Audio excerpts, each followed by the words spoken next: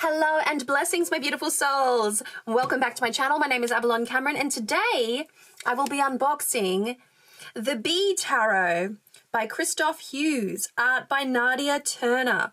I just wanted to say thank you to Llewellyn for having sent a few decks to me so that I can unbox, review, and share them with you. So, I have a few more from Llewellyn to unbox, but I've decided to start with the Bee Tarot.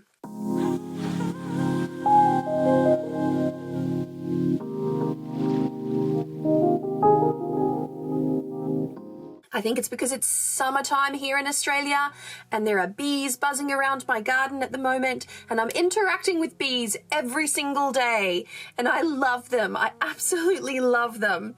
They're all buzzing around my thyme growing in the garden right now. And I've got dandelions popping up out of the ground and they're just buzzing away, buzzing away. So I thought I'll start off with the Bee Tarot. Now I know nothing about this deck, absolutely nothing. Llewellyn sent me out a list of decks. I picked a couple just off name and I didn't Google, I didn't look, I don't know. I am not pre-informed is what I'm trying to say to you, but this is a nice box. Llewellyn does beautiful boxes, as we know. This is a sturdy one. So it says here on the back, follow the keeper's journey into the magical world of bees. And I'm hoping they're that kind of shape. I can't for the life of me remember what kind of shape that is, but I'm excited. I'm excited. Ask the wild bee what the old druids knew. Ancient British adage. Nuff said, nuff said. Right, so, whew, almost burnt my... right above my candle there, and I almost burnt it. Look at that. Tricky, tricky. Alright, chuck that off to the corner. Really nice sturdy box. Really nice sturdy box. All right, so we've got, bring it up nice and close. We've got that, like a matte finish on the box, and then a bit of, I'll see if I can get it, like a little bit of spot glossing, as you can see there. So that's really nice. There's like bits on the actual, spot glossing on the actual bee itself. I like to take these details in. Little Llewellyn logo right there, in case you didn't know it. And there is the back. So, honeycomb pattern here. Did the bees understand the mysteries of the druids, or did the bees perhaps give them access to those mysteries? Oh, pretty. Oh my goodness. All right, let's get into it. I'll pull out the book.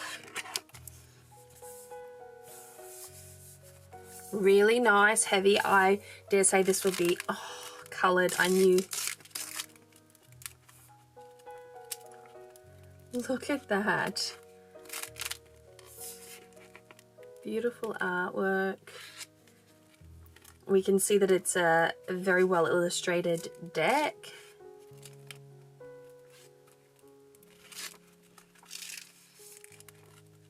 Just unsticking the pages really, because gloss pages tend to stick.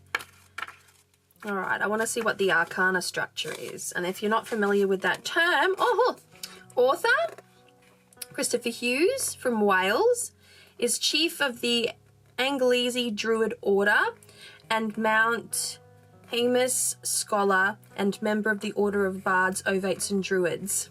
Oh, I actually studied my bardic grade through the Order of Bards, Ovates and Druids. Just a little something about me. Then we have Nadia Turner, creates wayward wonders in the magical Dandenong Ranges just outside of Melbourne. So we've got an Australian-based artist. I did not know this. I am pumped for this experience. So, children's book, The Mists of Avalon Oracle, Rockpool Publishing. Very nice. And so, illustrations are beautiful. They're giving me digital. I wonder if they're digital illustrations. So table of contents, we have Into the Hive, Beyond the Hive, the Waggle Dance, the Major Arcana,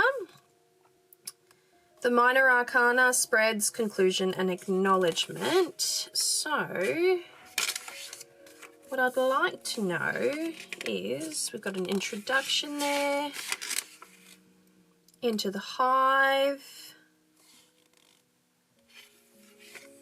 Okay, so it seems very reverent, very earthy, very druid-centric, druidic-based. High Priestess vibes. Here we go, here we go. The Bee Tarot, we have wands, traditional wands, jars for cups, swords for swords, pentacles for pentacles. So jars and cups, that's what we've got different. Interesting. And then for the Bee Tarot, we have the Keeper rather than the Fool. We have the Magician. We have the Melissae for the High Priestess. We have the Empress, the Emperor, the Delphic Bee for the Hierophant, the Honeymoon, the Lovers, the Barrow, the Chariot. Strength is Strength. The Hermit is Hermit. The Wheel of Fortune, or the Wheel is the Wheel of Fortune. Justice is Justice. The Hanged One to the Hanged Man. Death, Death. Temperance, Temperance. The Devil, the Devil. The Tower, the Tower. Star, Star. The Moon, the Moon. The Sun, the Sun. Rebirth is Judgment. The World is the World. So, bit of a difference there. Wrap your little head around. Then we've got the breakdown of the numerical structure. So your aces, your twos, aces, beginnings, potential, twos, choice, relationship, 3, symbiosis, creativity, 4, stability, structure, 5, crisis, challenge, 6, moderation, harmony, 7, spirituality, instincts, 8, communication, manifestation, 9, leadership and compromise, 10, culmination, full circle. And we have, for the Tarot Court, we have the King, the Queen, the Prince, the Princess. So we've genderfied it a little bit more. Okay, here we start. This is the Keeper. So that is a little look at the Fool. Cool, all right, so we've had a good look at the book. We'll put that off to one side and we'll take a little look. Oh, that's pretty. We can see the backing of the deck right there, still wrapped up in plastic. But I'll tuck the box away for the time being. It's precariously balanced on a pile of books. If you should hear like a big, loud crash bang vibe, it's because my leaning tower of books has fallen over. All right. I couldn't find any of my pretty knives. This is one of my kitchen steak knives. Just saying. Just saying.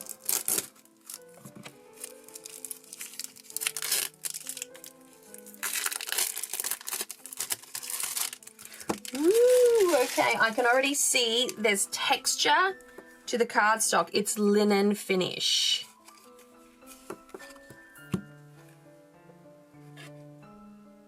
Oh, it's linen finish, okay.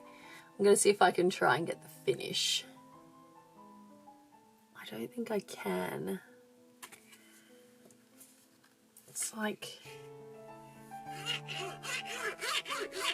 See what I mean? This is smooth. It's weird. It's weird. All right, all right, all right.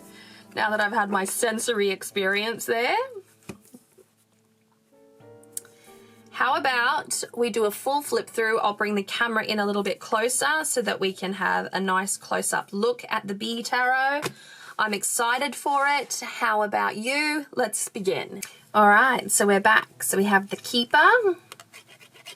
I'm obsessed with that sound. And we look like we've got a beekeeper, bees all around him. He's going out there to, I guess, smoke the hive. We have the Magician. They look very similar. But all of the elements are here. So we've got the jar, we've got the pentacle, we've got the wand, and we have the sword there, plus the book.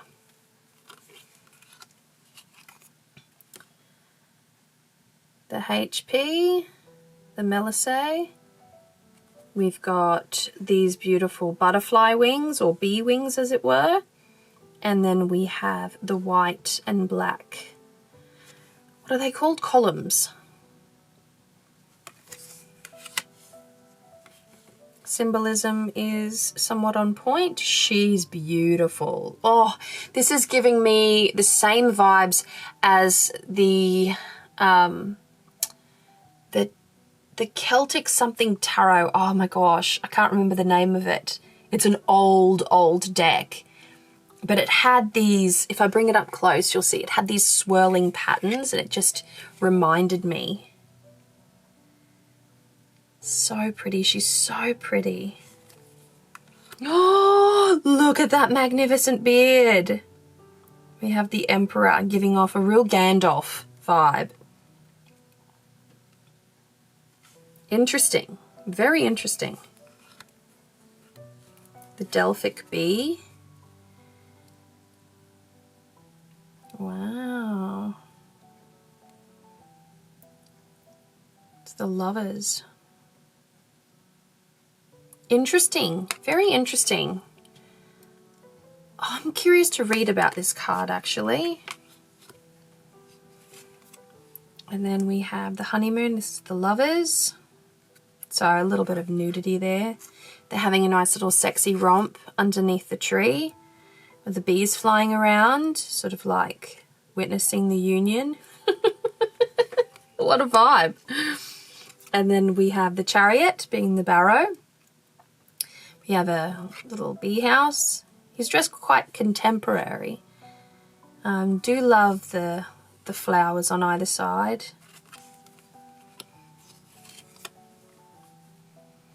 She's gorgeous. Strength. We have this just beautiful, voluptuous woman. Just gorgeous. Look at her. Just beautiful. Oh, and the bees are around. There's really beautiful tones of green in this. I'm a big lover of green, in case you can't tell. Green, green, green, green. Green. Green. Just, I love green. And then we have the Hermit. The traditional lantern symbolism is there. There are times where I've seen decks where, you know, each creator, each artist will portray a tarot card or a member of the arcana in whatever way they see fit, right? Creative license is given. But I personally cannot abide a hermit that doesn't have some kind of a light. It can be a lantern, it can be a candle, it just has to have that element of light to it. I'm very, very fond of that. We have the Wheel. This reminds me of my old garden in Cairns. A circular garden is just beautiful.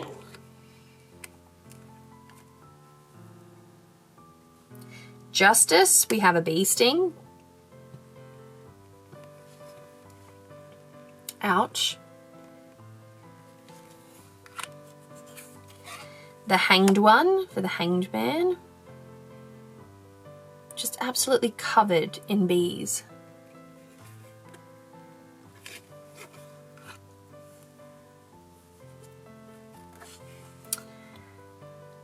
Death.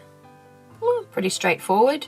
Actually, this is quite a comforting death card. I know that death is often represented in a way that it is very triggering to people.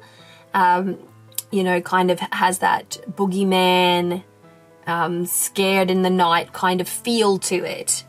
You know, the hooded figure, the cloak, the rider, the scythe. I have an ounce of macabre inside me, so I love it. I love it. But I also understand that it's important to be able to offer alternate images, especially for ones that make people genuinely, genuinely uncomfortable.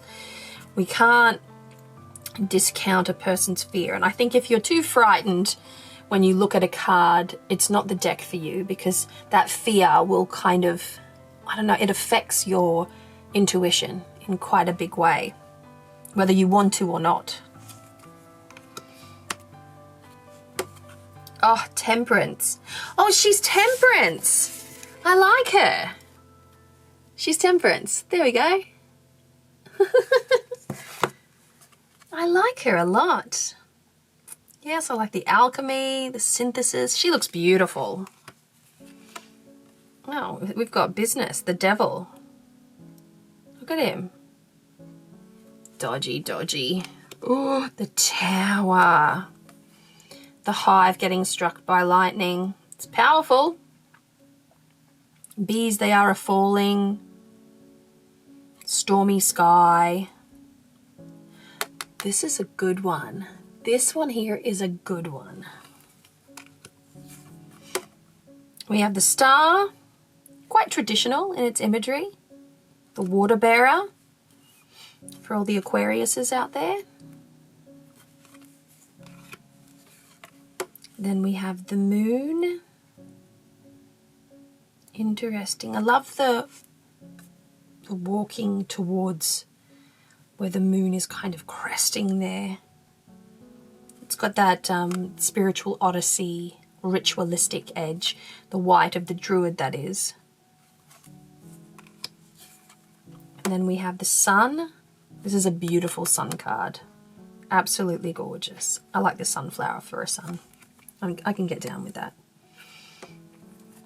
Rebirth. This is Judgment. Very nice. And then we have the World. Interesting. Not my favorite World card. Not my favorite. Yeah. I prefer World cards that aren't, you know, anthropomorphic. So symbolism rather than people. That's just a personal preference. We have the Ace of Wands there. Really nice honeycomb effect down the bottom there. Something of a wattle, I feel. Then we have the Two of Wands. Very nice. The Three. Interesting, we've started with Wands. I like it. The Four of Wands. We've got two people in the background there. We have the Hive. We've got the Four Wands there. We've got what I assume to be lavender everywhere. And then the Five of Wands. It looks like they're playing Harry Potter. That's just personal observation. Have somewhat of a Clydesdale here. And a woman holding a wreath and a staff. It's a lot of valor in this one. It feels like a returning hero.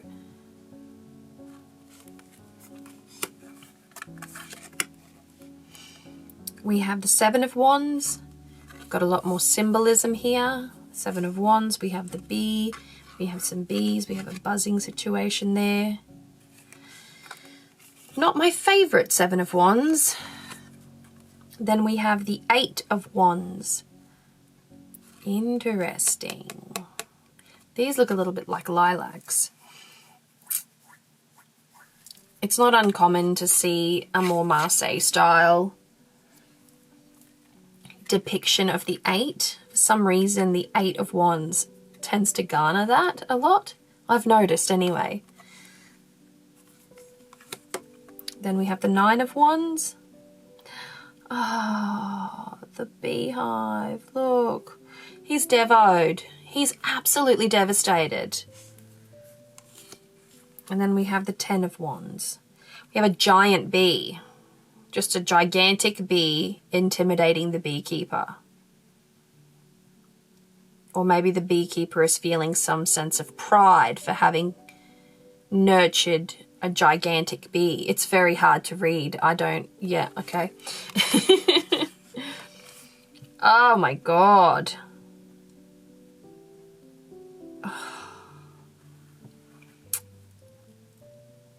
Beautiful. Princess of Wands. Yes. Love all the little beehives. We have a throne with carved bees. I mean, it's a vibe. This is a vibe.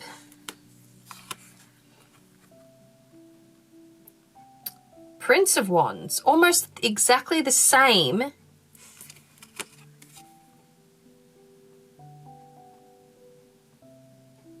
Almost exactly the same. Almost.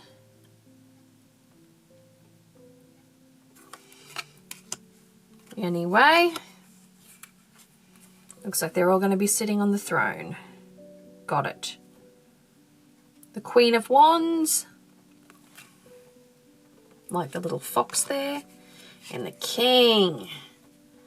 So shit is on fire here. Very interesting. Very interesting. All the same throne. Okay, we're moving on to the Ace of Jars. I don't love the name Jar. Like, jar? Just jar? All right. All right, but all right. It just occurred to me also that they're regular-sized cards. I was really hoping that they were going to be like honeycomb-shaped. Two of Jars. See, it doesn't sound right. Two of Jars. We'll say it anyway. Three of Jars. Yeah. Okay, I'm going to have to ignore the word jar. Four of Cups. That's an awful lot of honey you're spilling there, my guy.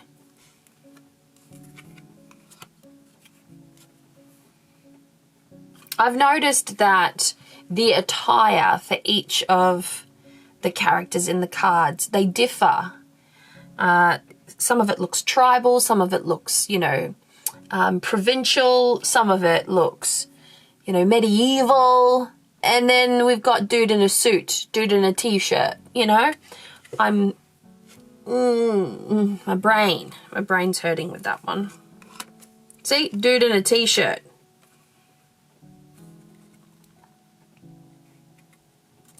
So it looks like jars have a different vibe. We've got like a high-necked sweater here. This is a great card though. Seven of Jars, Seven of Cups.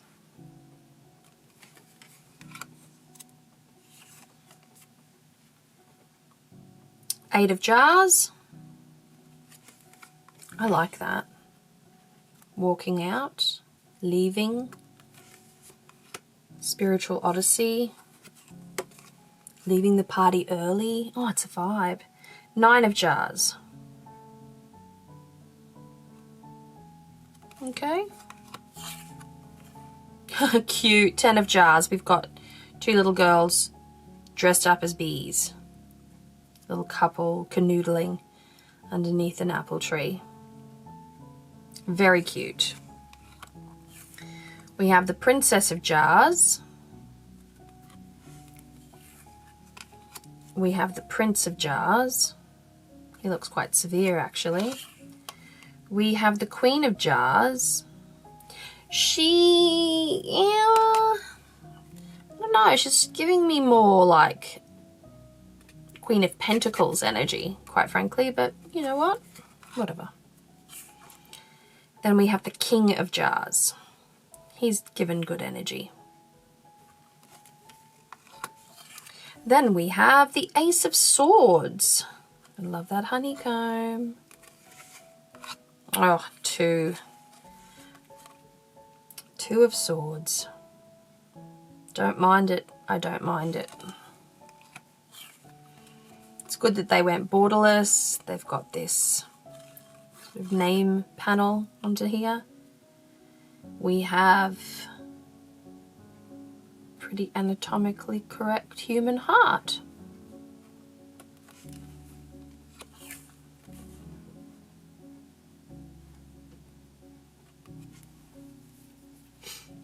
Then we have the Four of Swords. Having a nude sleep in the field, which, by the way, I just want to say this. You could never do this in Australia. No Australian would lay naked on the grass, ever, or a meadow, ever. Too many things will bite you, sting you, inject venom into your... This seems unfathomable to me here in Australia. Like, I don't think I have ever sat down on the grass without being bitten by an ant in my life. Just saying, like, if this is a thing that you can do wherever you live, I want you to understand what a privilege that is, because, you know, and travel a warning. Don't sit on the grass. Lay out a picnic blanket and be vigilant.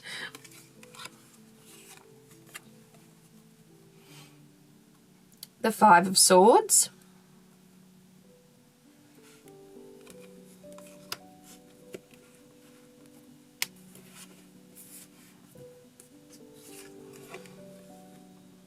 Six of Swords, interesting. Not as effective as I need it to be. The Seven of Swords. Okay. I actually like this. Swooping in there, clandestine affairs. Eight of Swords. Eight of Swords is one of my absolute favourite tarot cards.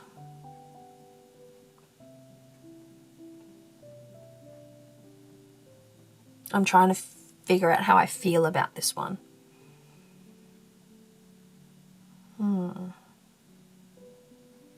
It's not bad. I don't mind it. We have the Nine of Swords, very typical Nine of Swords too. Waking up, the nightmare experience, the anxiety. And then we have the Ten of Swords. Bit of a bad end to a bad situation, one would say. We have the Princess of Swords. He's very gung-ho. The Prince of Swords. I mean, he's going for it. Ooh, she's very regal. The Queen of Swords, very poised. Oh, I see. The King of Swords. Interesting. Which puts us at our last suit, which is Pentacles. So we have Pentacle on a cutting board, and we have a little bit of bread, fresh bread, drizzled with some honey. Two of Pentacles. Juggling contracts there.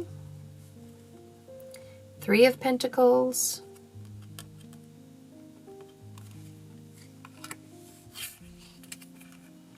Four of Pentacles. Very industrious.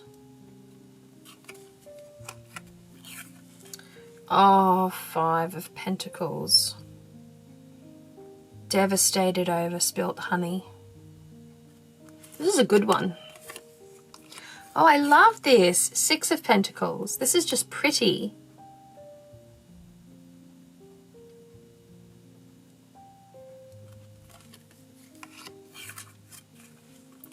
Seven of Pentacles.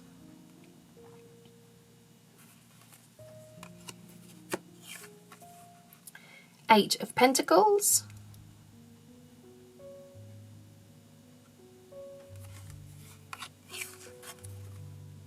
Nine of Pentacles.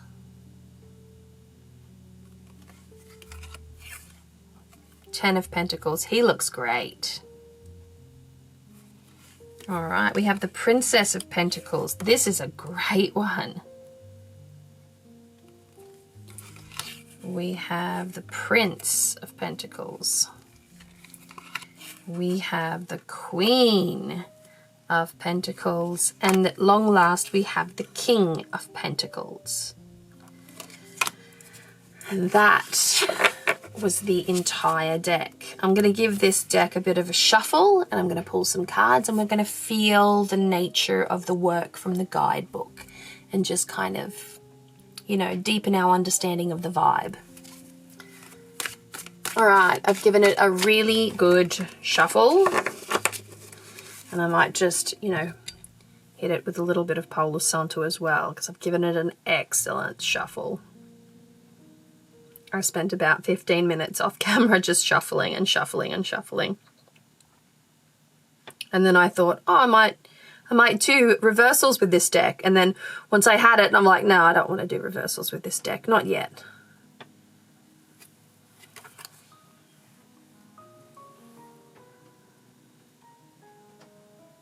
It's a personal thing, you know, not every deck. Not every deck.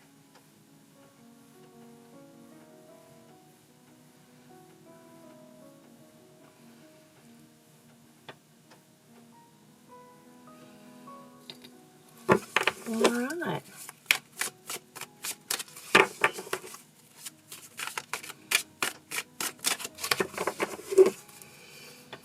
Let's go 1, 2, and 3.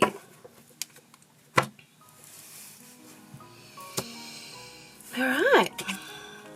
We have the 9 of Wands. We have the Moon. And we have the 4 of Pentacles. Ooh. Okay, I'm just going to do a peripheral read, okay? So the 9 of Wands. We're holding there a little defeat, a little chaos there. And things aren't going to plan. Things are not going to plan here with the 9 of Wands. Then we have the Moon, and I'm acutely aware that the full moon is approaching. It is currently, my phone is actually on the charger, I'm pretty sure it's like 93% full. I think today it's in the sign of Leo.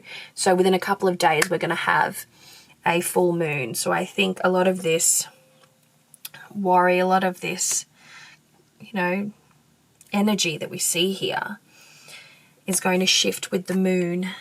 And I think it's important for us all to get in there and maybe do a little ritual. And I find that ritual is something that people are like, oh, I can't be bothered doing ritual. Ritual is too hard. No, it's not. Ritual can be a cup of tea. Ritual can be lighting a candle, saying a few words of affirmations and walking away. Ritual can be giving your house a little bit of a tidy or anything. Ritual can be very, very simple but meaningful. The idea behind ritual is to make it meaningful. And the moon, I think, when it comes to the full moon, a lot of us feel this lunar fatigue energy. I know that I do. I feel this incredible lunar fatigue, not for every moon, but for certain moons. And being that I felt very energized today, I did have a fantastic night's sleep, mind you, but I felt extraordinarily energized today. I feel like this is going to be an energizing kind of moon for me. I'm a Taurus, by the way, with a Scorpio moon and a Scorpio ascendant and a Libra moon. So if that means anything to you and your astrology. Then we have the 4 of Pentacles here, which is establishment. This is a really good resource building experience for you. So use your ritual to build an enterprising experience for you, to recoup a loss. This is the loss I see. Anyways, that's just me winging it. Let's have a look. Where is the Wands? It's in the start, right? Here we go. Resilience, strength, success from strife. On first glance, the keeper appears utterly defeated. He sits near a hive that has suffered catastrophic loss through fire. There is nothing in the card to suggest what caused the fire, but we can be certain that the hive has been destroyed beyond repair. The keeper has been here before, as indicated by the 8 wands strewn about. For a moment, he sits in despondency and wallows in the sadness of loss. The danger in this situation is that he may wallow here for too long, and the trick is to get back on his feet, carry on, and find the bees a new home. So often in beekeeping, there is strife and challenges that test the keeper's courage and spirit. Apprehension and fear can cripple their efforts.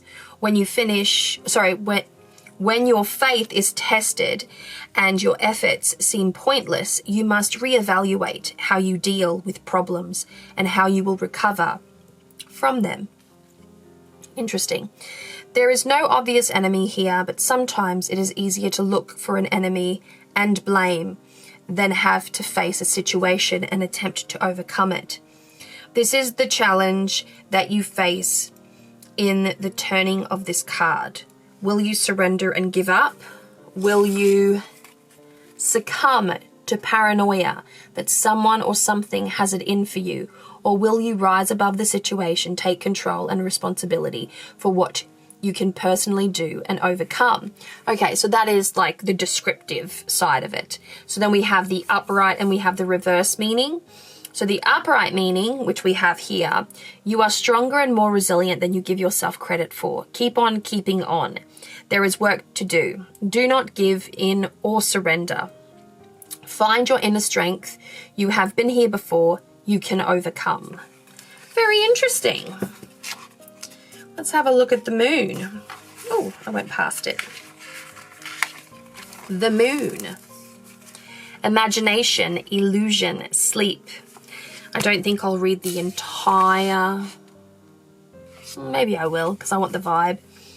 In the dead of the night, the hives are deep in slumber. The keeper crosses a bridge of stone over the river of consciousness towards the sleeping skeps. Okay. When rain falls upon the willow, it slides down the long leaves to fall as tears upon the ground. The moon card represents the process of the soul as they coalesce in the vehicle that is created to carry its experience, the body. In turn, the moon pulls not only the tides of the oceans, but also the ebb and flow of our own emotions and internal systems. She is also a symbol of mystery, which is conveyed to us in sleep. For those who believe that life ends at death, this card may fill them with existential crisis, for they are unable to perceive the soul in all things. The moon can fill the keeper with a deep anxiety and fear that comes from an inability to perceive and move into relationship with the subconscious. And yet the moon is our seat of intuition and deep knowing. In sleep, the mysteries are conveyed to us. If we are willing and prepared to listen, the hives appear dormant. And listen, the hives appear dormant. They are anything but. For within the darkness of the skep, the bees listen to the mind of the collective, and it sings in tune with the moon.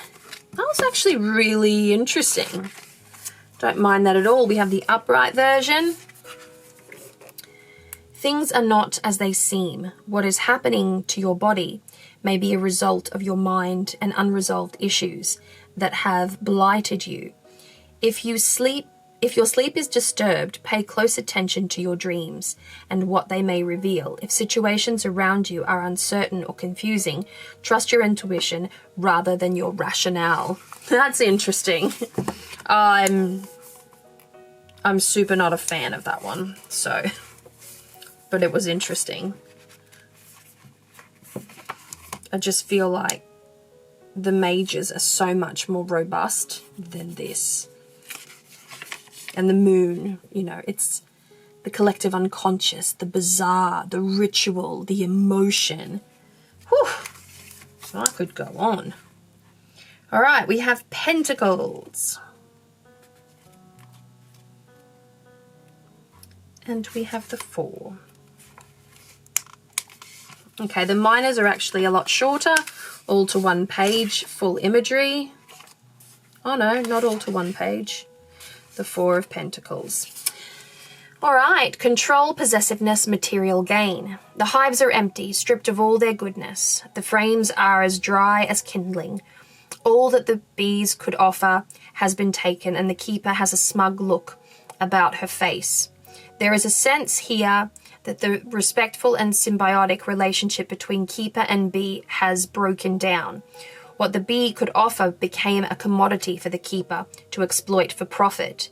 The symbols of that profit are now held close to their body or firmly underfoot. The fours are all about structure and creating a space into which one's emotional and mental energy can be directed inward. In wands, it was celebratory. In jars, it was uneasy.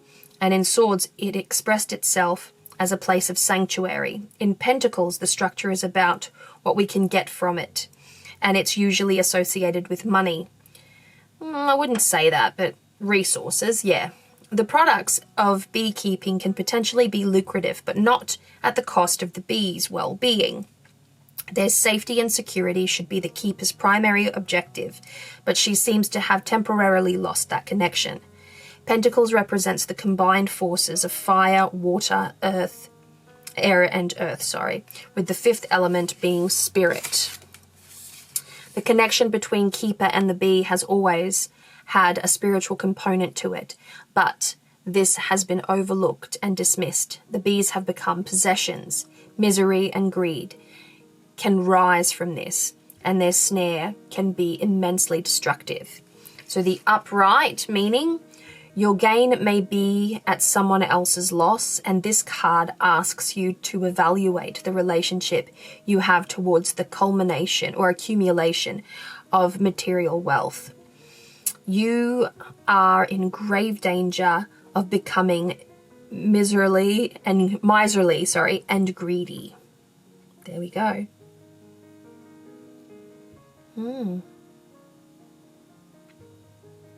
Interesting.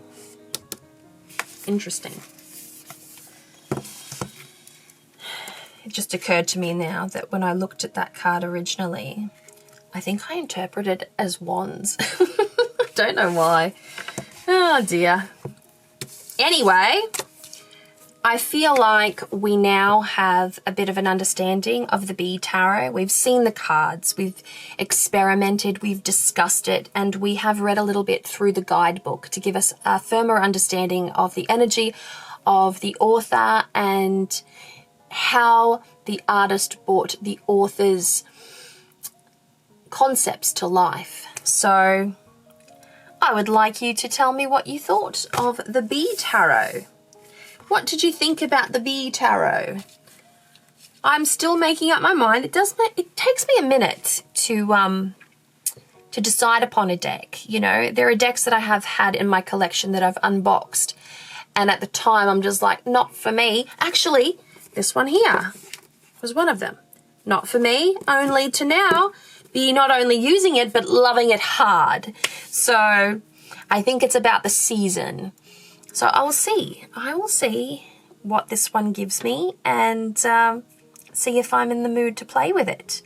But I'd love your feedback on it. Thank you again to Llewellyn for sending out this beautiful tarot deck for me to unbox and review. She is interesting. She's very interesting. And to all of you who have stayed to the very end, thank you so much for hanging out with me. I hope you've enjoyed this unboxing, full flip through with a little touch of a reading thrown in towards the end. I'd love to get your feedback. Thank you so much for hanging out with me, and I will chat to you again soon. Take care. Much love and many blessings. Mwah. Bye.